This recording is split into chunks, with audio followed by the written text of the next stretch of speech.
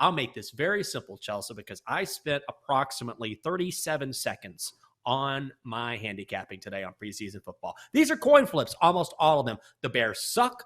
They are going to be terrible this year. I think the Chiefs' third string could beat the Bears. So I will take Chiefs -1 at BetMGM. That's what I'm thinking for this game. Yeah, betting on the preseason is not smart. We were just talking about adult things to do and making the right decisions. Don't bet on these games unless you have some kind of insider knowledge on who is going to start.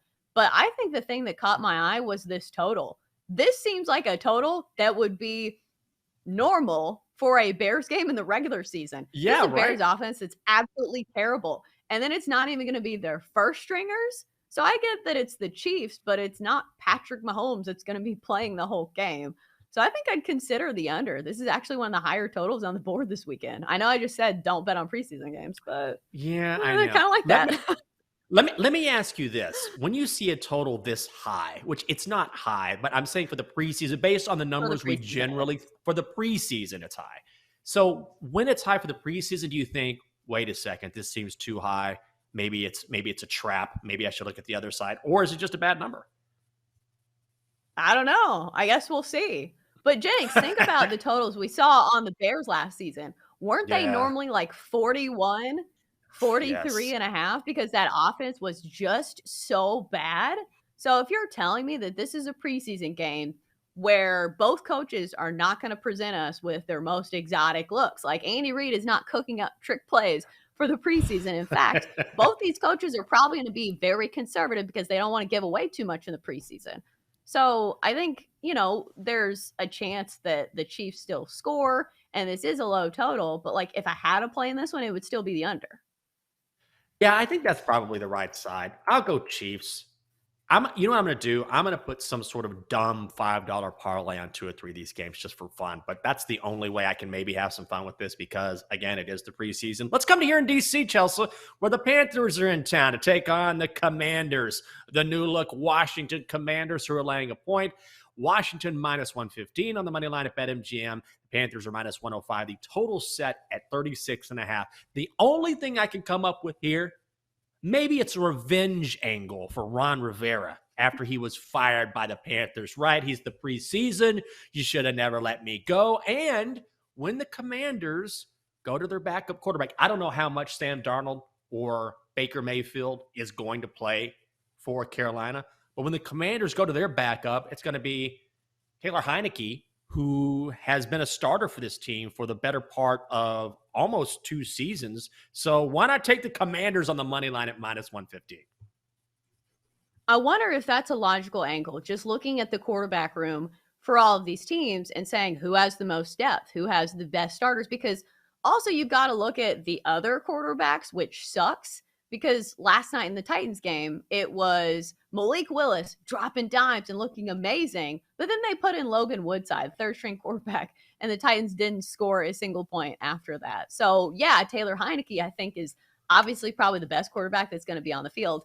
I'm not Sam Darnold, get out of here. I was just having this conversation. I think Sam Darnold might have been one of the worst quarterbacks we've had in NFL history in a long time, right? Like he's got to be one of the worst quarterbacks. So even if he is playing in this game in a preseason against backup guys, like I don't believe in him either. Yeah. But it's just such a coin flip because, like I said, even though Taylor Heineke has the advantage here, and maybe that's a good angle, he's probably not playing the whole game either. No, that's probably right. I don't know. Maybe the Commanders want to get their first win as the Commanders. Come on. That's where I'm going to go. Let's talk about the AFC and the Colts at the Bills tonight, or tomorrow, I should say. The Colts are laying a 1.5. Colts are -115 on the money line. The Bills are +105. Total set at 35 and a hook. What are you thinking here? Ugh, I don't know. I know. Like, I'm not sure what we're going to see from either of these teams. I think one of the few trends that we've seen is usually the line moves have been correct. So maybe the Colts are favored here for a reason. I would imagine we're not going to see much from Buffalo. This is usually a trend that we've seen over the past few seasons that teams that are really in the hunt for the Super Bowl, like they aren't worried about these games. Most of their position battles are pretty much secured because, they have such a good team. It's not like they're working in new players. Like it could be different at, other positions, but still, I don't think the Bills have a lot to play for here. I'm not saying that about the Colts either, but I don't know. I think I'll believe the line here and go with the Colts. You know what? I'm going with the Bills. I'm around with the Bills Mafia. I think I may go to a Bills game this year because a couple of my friends who both work at my favorite bar around the corner from here, Pat and Jasmine and their boyfriend and girlfriend, and Pat is a massive Bills fan, and he's gotten Jasmine into the Bills, so I talk Bills football with them all the time. They go to a couple games, and they said, hey, if you want to come up with us, like just grab Catherine. If we can work it out, let's go to a game. I would love to. I've got a party with the Bills Mafia. It's one of my goals in the NFL. Forget about a stadium tour. Forget about the Super Bowl. I want to drop someone through a fiery table before a game in Buffalo. That's really what it's about. That's what pro football is about, Chelsea. So I'm on the Bills. Now, coming up in 10 minutes, it's been a solid week for our best bets, but we've got to catch the Donkster. My son is 2-1. Oh, my God. Those are coming your way. She's Chelsea Messenger. I'm Michael Jenkins. It is a daily tip from BetQL presented by BetMGM. Tonight, as the games are unfolding, you can listen to BetMGM tonight with our friends Quentin Mayo, Ryan Horvath, and Trista Crick. Not only do they react in real time, they instantly offer their advice for in-game wagering. It's all on BetQL and all available on the Odyssey app. Chelsea in the Steel City. The Seahawks are in town. The Steelers laying 3.5 points. Pittsburgh minus 185 on the money line. That's the biggest money line favorite we've seen in the preseason. Seahawks plus 150. Total set at 35 on a hook. And Mitch Trubisky set to start for Pittsburgh. I have no idea. Yeah. I'm going to back Mike Tomlin here, I think.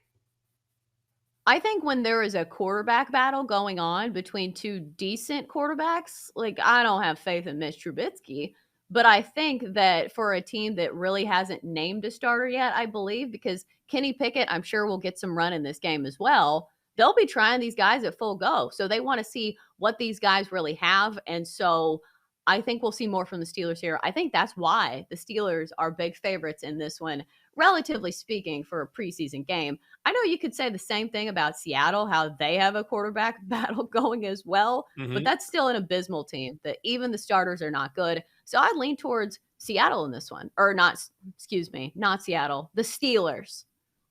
Would you lay the 3.5 or would you play Steelers money line? I think I would probably just lay in the 3.5. Yeah. I know one of these games has come down to the hook, but I don't know. I don't think it's going to be a nail biter where they're like, oh my God, we need a field goal at the last second. No, I don't see that going that way. So I think I'd just lay the points. Do you know how many of these games are going to be nail biters? None. Because even when they're nail biters, they're not. It's like, a field goal to win it in the preseason. That's what the Giants did last night. And still, you're like, I know if you had money on it, I'm sure it was a nail biter, particularly if you had the Patriots at plus money. So that had to be a kick in the pants. But at the end of the day, it's still the preseason. Dolphins are taking on the Bucs tonight in Florida. Dolphins are laying a point. They are minus 115 on the money line. The Bucs are minus 105. The total set at a low 30.5. I might bet the over here just on principle. Samesies. I think that's too low. So I think these offenses can get something going. If nothing else, like maybe the defenses are just a little bit slower because they're not trying to hurt people. So when we see totals this low, I think you just maybe take a chance on the over. I know these are not two good offenses, but still 30.5, that's extremely low. So low. I don't know if Tua is going to play. I wonder how much run they'll try to get him during the preseason. Probably not a whole lot. We know Tom Brady, he probably wasn't going to play anyway, but now we know he's going to miss the first 2 preseason games because of personal issues.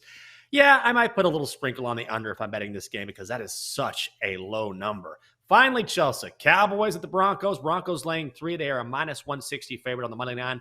Cowboys plus 135. Total set at 31.5. Final preseason game on the slate. Yeah, I might go with the Cowboys here just because we have seen their backup quarterbacks perform pretty well before. I think I remember a game in which, did they play the Vikings where they were getting points? Remember when Dak Prescott was out and they actually won that game outright? So we talk about quarterback depth. Maybe the Cowboys have the upper hand here. I don't know. Or maybe it's Broncos country. Let's ride. Broncos country. He's not playing. Let's ride.